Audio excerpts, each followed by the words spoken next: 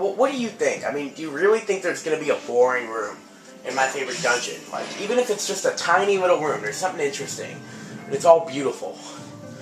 Just this design, it's amazing. Now we're inside the statue. And it's like the water temple. Way up at the top, where the door is based off of a lily flower. And even though the camera showed us, 5 can tell us the lock is unfamiliar. Well, it's a boss lock. Well, we used our key in here. There's nowhere else to go outside. This is unusable.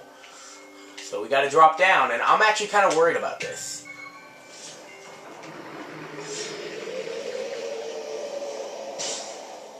I'm not going to lie. I'm actually a little bit worried about this. Target locked Stowmaster. This is an elite captain of the undead soldiers. When provoked, it has the ability to strike with all 4 of its sword-wielding arms. I recommend inflicting damage when a slight gap presents itself as it readies its sword to attack. So first, this guy appears just like... Okay, that wasn't good. We don't want to take damage from this phase. And you'll see what I mean by this phase later. At first, this guy is just like the regular Stalfos.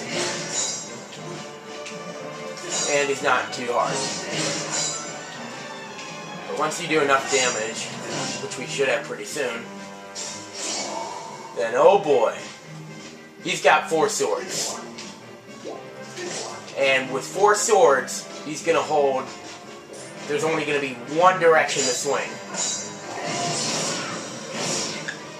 So, like most enemies, you can either try to, like most sworded enemies, you can either try to hit him where he's not guarding, or shield bash and then strike. We'll try to shield bash once. Yeah, when he does that attack, watch out. And when he does that, stab. Like when he does a charge attack, because if that ever hits you, that's actually 2 hearts of damage. 4 in hero mode. Luckily, I'm better at the stab. I don't even know what I was doing wrong my first time playing the game. Now, when you do shield bash, you can actually get like a few hits on him in a row. So we're going to try that once. Well, I was just doing it multiple times, which usually fails, but it actually worked that time. And this guy takes a lot of hits. So this guy will really test your sword skills. Like, you know, you're more than halfway in the game. You should be accustomed to the sword by now. Now let's see how you can do with it. And your shield. No. The good news is I do have a revitalizing kit. Whoa. And there are several skulls in here. Dead comrades, perhaps? Oh, whoa. Okay, we got him. First try. Like I said, I was actually worried about that. So, when I do that on a first try, that's pretty good. My battery shouldn't be low. I must have accidentally put in the wrong ones. Well, if I beat that guy on the first try, no way I'm, you know, skipping over this. I don't care if it's a 10-minute video. Yeah, this might be a shorty. But we'll make the next one really long, alright? I thought you called for me. So the door opens. And we get a treasure chest. Now this is going to sound really weird. I'll tell you after. Because we just got the dungeon item. The whip. Attached to the end of the whip is a strange glowing sphere. So this is a pretty cool item. It's in Spirit Track, so it's not exactly a new feature. But hey, the bombs were in other games. But guess what? It's in 3D and you used a weird mode. New feature? I think so. And you say, okay. So we'll show you what the whip can do. It can swing in any direction. I know CJ01 doesn't like that, and he made it very clear. I'm guessing because it's, you know, poorly used, like, for attacking enemies, and, you know, there's really not a need to use it other than when you need to. Which I guess makes sense. And I thought the whip could be used to, like, steal treasures, but apparently I was wrong, so to get those treasures, we're just going to need to use the treasure medals. The head of this bulb-shaped switch can be rotated, provided you have the correct tool. Well, you actually can't target it before you do, believe it or not. Now, this is going to sound really weird. This is what I was going to say. See that door that we just went in? I'm actually going to do this again. Just to freak you guys out that haven't played this game. Make you say, what? You see that door that we just went in? That is not the last time we're going to be going through that door. I mean, I know I just went in it again, but we're gonna have to go in it again. You might be saying, what the frick? This is just a treasure room. There's absolutely nothing else in here. And there is. There's nothing else in here we can do right now. And nothing else is ever going to be in that room. But it's not the last time we're going to come down here and go through this door. I'm probably just really freaking you guys out. Like, I'm not spoiling, I'm just making you guys curious. I know how it works. Trust me. I mean, if I was I'm sorry if I'm spoiling, but I don't consider it spoiling because, I mean, you don't know what I mean. I mean, you've already seen that room. So we got some bowling pins, aka Blizzetta lookalikes.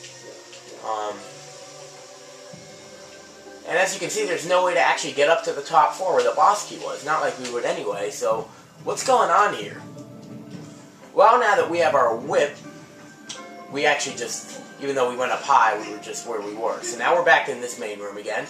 Now we can actually do some things. I think our first order of business is to go... Well, we can't find any hearts, hopefully we will soon. Because we can't run and slash, I really don't like doing it. And you can't douse for hearts in temples.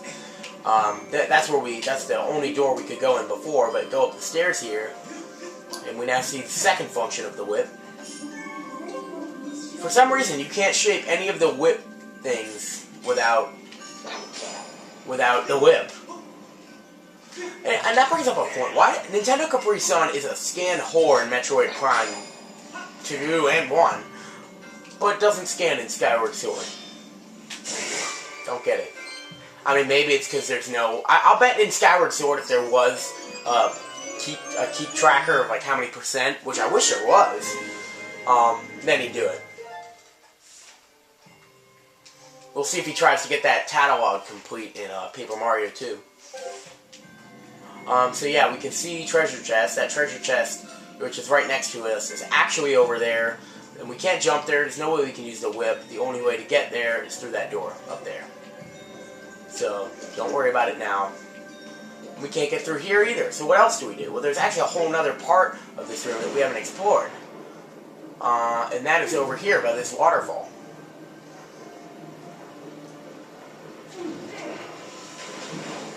So we're going to see another function of the whip now. It can be used to flip things over. Like that. And when you do that, you just whip it forward once and then pull up. So yeah, the controls for the whip make sense. Oh right, you gotta pull. Yeah. I guess for that one they don't really make sense because you have to like pull it back. Oh well. It's easy enough to get. So that shuts off the waterfall, which I really don't like. The waterfall was beautiful. But unfortunately we gotta do it to move on. And trust me, the temple, if you think it's good yet, you haven't seen anything yet. Yeah. So we come out of this fish, and this is where the temple starts to get good. Because now we're using puzzles with our whip.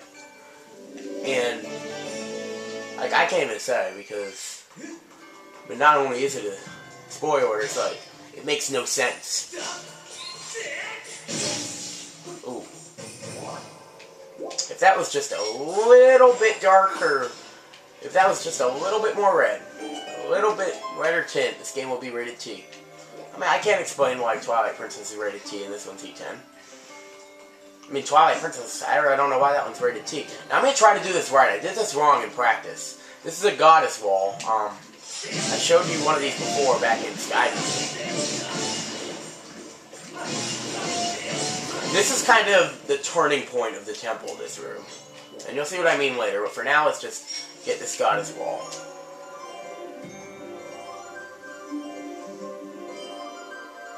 Because this is where... Okay.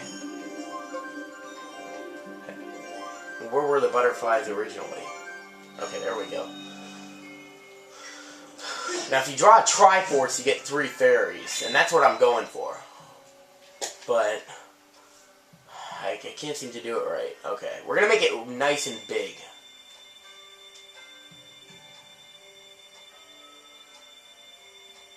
think we got it. What the crap? Come on! No, no. That was a Triforce. Come on. You suck.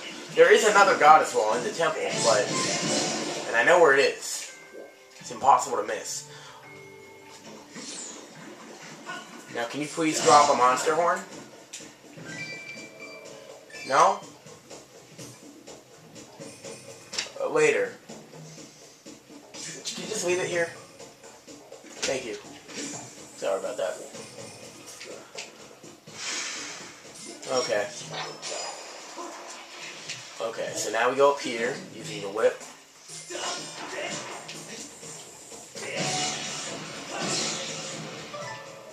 Oh.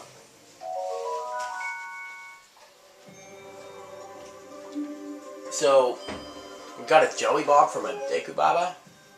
That's kind of strange. I'll get used to seeing this. It's one of those things you see once for the first time, but you'll see it some more later. So you can't climb all the way to the top. That's why it's spinning, though. It's used for transportation. And that's just to regain your stamina. You actually want to get over here. Well, you drop a monster horn. You even have a horn. I don't care. If that thing dropped a horn, I'm going down. Well, I would just use the beetle. No, I would go down. I wouldn't risk it respawning. Well, actually, we have to go down here. Not all the way down there, but down here. Because my battery's lasting longer than I thought. Yeah, okay. No, we don't go down here yet. This is just how we get back after.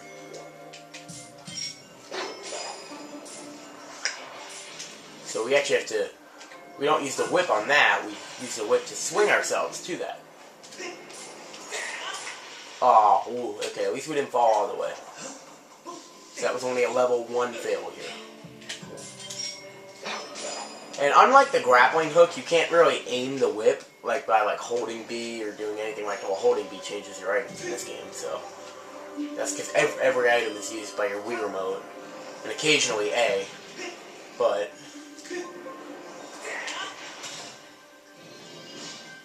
I mean the whip you don't use any buttons though. You just, you don't need to. I mean, this wouldn't be my favorite dungeon of all time if I didn't like the item. I mean, I'm not saying it's my favorite item in the game. The beetle's still my favorite item in the game. But, I definitely like it.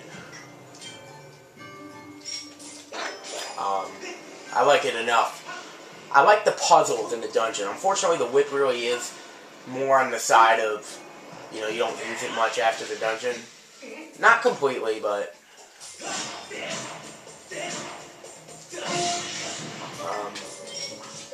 I guess those guys... Well, I mean, what else would they drop? Once again, I'm thinking of Wind Waker, where they drop the seeds. With the battery kind of running low, I think that's going to be it for this episode. And once again, I'm leaving on it. Was that another jelly drop? Hey, you can sell these. So, we're going to get them. Unless it already disappeared. So, do we dare go down there? And what else do we have to do? Not much. So, we'll go down there, and of course, when I set the nunchuck down, Link uses a shield. Goodbye.